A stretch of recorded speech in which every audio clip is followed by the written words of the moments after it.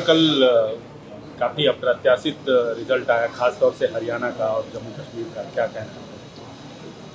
ये हमको जो गाली देते थे लोग कि आपके खड़ा रहने से सब बीजेपी का फायदा हो रहा है, मैं फिर से कह रहा हूँ, हम तो थे ही नहीं वहां पर, तो कैसे जीत गई बीजेपी?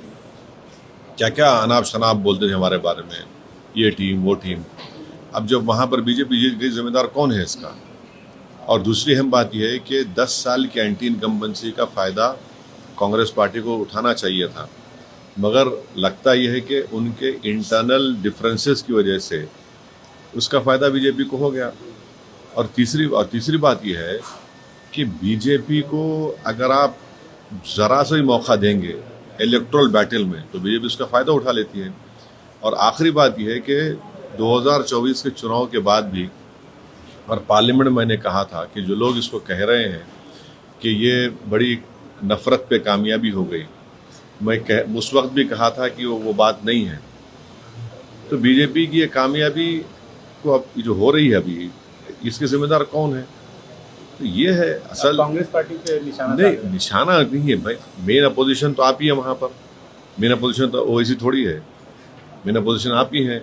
और 10 साल के एंटी इनकम्बेंसी के बाद, 10 साल और फिर आपके हालिया पार्लियामेंट के चुनाव के नतीजे के बाद एक गोल्डन अपॉर्चुनिटी थी इनके पास कि बीजेपी को हरा देते वहां से, मगर वो नहीं कर पाए। इनका अपने इंटरनल डिफरेंसेस की बुनियाद पर, अपने एरोगेंस की बुनियाद पर, तो बड़ा इसको आप बीजेपी की जीत नहीं बल्कि कांग्रेस की नाकामयाबी बता रहे हैं आप? मेरा मानना यह है कि देखिए, मध्य प्रदेश में भी जीतना चाहिए था, छत्तीसगढ़ में भी जीतना चाहिए था, यहाँ पर भी जीतना चाहिए था। तो ये तीसरा ऐसा प्रदेश है जहाँ पर बीजेपी को हारना चाहिए था। असेंबली इलेक्शन बीजेपी जीत गई, तो ये खुद एक बहुत बड़ा पैगाम देता है कि किस तरीके से क्या हो रहा है। तो जहाँ तक मेरा ताल्लुक है, हमारी पार्टी हम तो डिसाइड के नहीं लड़ेंगे, पर इतने बड़े लोग इस पार्टी के मुझसे भिजाए लोगों के आप चुनाव लड़िए, बोला नहीं लड़ेंगे हम अब चुनाव लड़ेंगे अपनी तरीके से लड़ेंगे। तो ये तो ठीक नहीं हुआ, बिल्कुल ठीक नहीं हुआ। और 10 साल की एंटी इनकम्बेंसी इनएफिशिएंसी इतनी ज़्यादा थी वहाँ पर, तब भी फायदा नहीं उठा सकी कांग्रेस पार्टी। सर, कल प्रधानमंत्री और भारतीय जनता पार्टी के अध्यक्ष जेपी नड्डा ने भी कहा कि कांग्रेस ने वहाँ जातिवाद किया, ये किया, बहुत सारे बातें बोली। क्या आप उससे इत्तेफाक रखते हैं? कांग्रेस को खासतौर से निशाना। अब देखिए, जीतने के बाद तो victory has many fathers, defeat has none, जो कहावत है, अब कुछ भी बोले जाए। अब जाहिर है, तो अब ये ईवीएम को ब्लेम करना तो बड़ा आसान है ना। वही ईवीएम से आप जीत जाते हैं और फिर अगर आप हार जाते हैं तो ये गलत बात है। अब बोलते हैं, मगर ये मेरा ओपिनियन ये है कि ये स्टेट बीजेपी को हारना चाहिए था। बहुत से फैक्टर्स थे जो उनके खिलाफ जा रहे थे।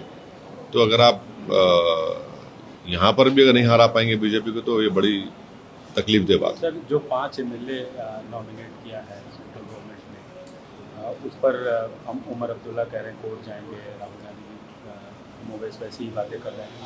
आपका क्या राय है? नहीं, एक्ट देखिए, एक्ट में तो है वो हमने 370 को अपोज किया। उसूलन अखलाकन कॉन्स्टिट्यूशनल प्रोप्राइटी डिमांड करती है कि जो भी सीएम होगा उसके ओपिनियन से, उनकी रजामंदी से आप अपॉइंटमेंट करिए। मगर एक अजीब व गरीब किस्म का एक्ट पास किया गया 370 का, जिसमें आपको एक मिसाल देता हूँ। कैबिनेट की मीटिंग होगी, उमर अब्दुल्ला की कैबिनेट मीटिंग होगी, तो एलजी का रिप्रेजेंटेटिव बैठेगा उसमें और वो बताएगा एलजी को कि इसको कबूल करे ना करे। अगर उमर अब्दुल्ला कैबिनेट के मिनिस्टर को दिल्ली जाने का है, दिल्ली जाने का भी है, तो उसको एलजी से परमिशन लेके जाना पड़ेगा। एक प्यून को अपॉइंट नहीं कर सकता सीएम वहां का।